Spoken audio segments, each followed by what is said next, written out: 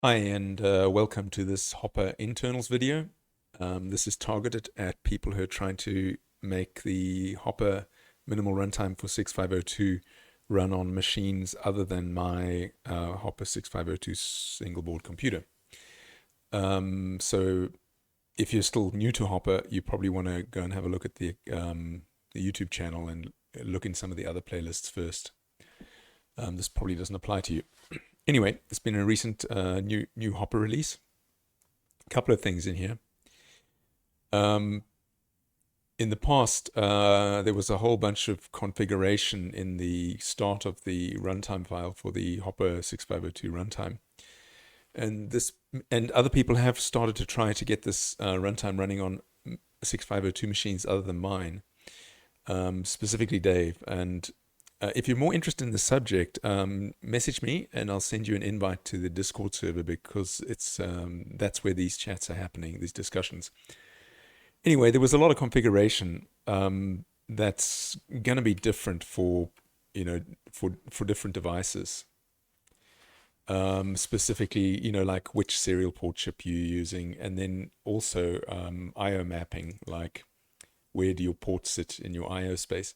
And the problem with having them all in the code like this means that every time you pull code from the GitHub repo, you have to go and rework your stuff to change back to the options you preferred. So what I did is I moved those options. So now if you look at the Hopper runtime, the only remaining option here is which CPU you're targeting, because most of us are going to be targeting this CPU, and there was a reason for keeping this out of the configuration file.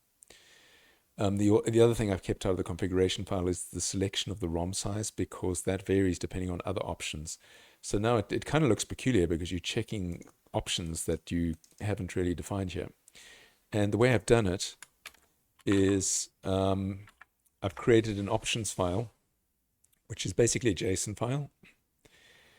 And in the Hopper system, if you go to the bin folder, there's a subfolder called options, like that. I've recently cleaned mine out, so there aren't that many. But for example, let's just go look at the editor again. These options here are stored with, in your application name, which in this case is edit.options. So that's where these options come from. And in addition to that, there's two other options files. The one is this one, which is and it's got three sections, one for the Hopper programming language, one for assembly, and one for Tigger-C. And if you're using Tigger-C, you basically have to duplicate the parts you want from here into Tigger-C for your app. And it's not the whole list. It's usually just what your addressing schema is for your board, and which serial port you're using, that kind of thing. It doesn't need this stuff because a lot of this is specific to the Hopper runtime. Okay, so that's what these sections are for. If you have a typo in here, you'll get a compilation error and it'll treat this like a source code file as part of your project, which is kind of cool. So if I go into, if I put a typo in here, like get rid of that comma, save it, and then edit R6502 and then press compile,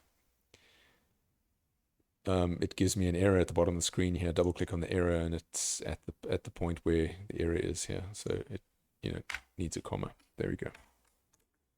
Okay. While we're on the subject, the other interesting options file is the debugger options, and it started off being debugger options. But debugger is not really the name of an application because the actual debugger is called debug. So this set of options is actually used by the Hopper monitor, by the symbolic debugger, and also by the terminal application. And it has the most important things it has in it. It has some things for the debugger, like whether your what in the watch window, whether your variables are in hex or in decimal. And whether you're capturing the output from the console, it'll capture it to a log file, and it'll put it in the debug folder. But the COM port and the baud rate are the most important ones. And this magic number for a COM port basically means choose the default one. And the default one is going to be the COM port on your machine with the biggest number. So if you're swapping between multiple devices, the most recent one sort of, that Windows met is going to have the biggest number. So if you've got two different microcontrollers and you're switching between them, or you're switching between a microcontroller and a 6502 machine, the most recent number is the default one. And then the bottom one is the baud rate. And I also, in the shell, I added this help message as well. So when the shell first opens, if you first open this window, you'll see this helpful list of commands. So exit my second instance of the shell, type help. And in here, you can see there's two new commands. Well, port's not new, but baud is new. So port, no COM ports found. It's because I've got nothing plugged in. Let me plug in the device quickly. Right, try that again. There we go. So it found COM port 15, and it's going to pick it as the default. If I just press enter, it'll stay the default, right? Now, so COM ports, the reason these are separate is because you can have multiple COM ports, but the system is only designed to support one baud rate. And that's kind of okay, because the baud rate's really for your 6502 machine, because when you're connecting via sort of pseudo COM ports, which are USB ports to connect to microcontrollers, the baud rate doesn't really matter. Anyway, you've got a baud app as well, and in that one you can choose your baud rate. So if you press 4, and then you go baud again, now it's a higher baud rate. Back to my baud rate.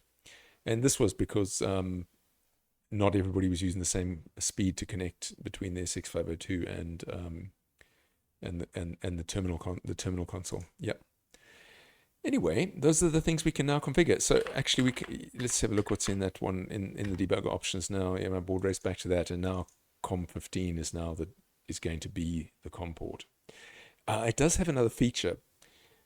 So if, for example, I now unplug the board that is COM15 and COM15 vanishes, doesn't exist, it will then revert to that 4242 magic number, and it'll it'll try to give you the default COM port with the highest number again. So if you swap boards, typically that default becomes the highest number again.